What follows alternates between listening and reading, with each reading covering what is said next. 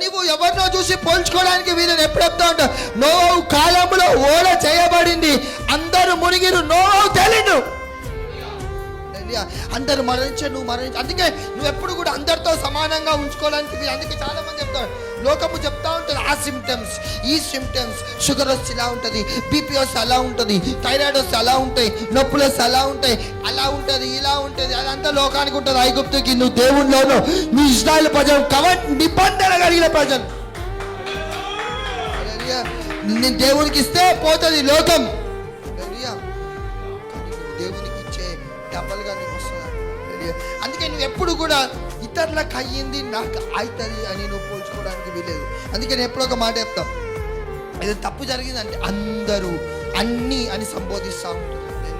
అది చాలా తప్పు. అందరూ అన్నీ కాదు. ఎప్పుడైనా సరే నువ్వు వేరు, ఇతరులు వేరు. పక్క చెప్పు, నువ్వు వేరు, ఇతరులు వేరు. ఐగుప్తు దేశం అంతట్లో ఏముంది?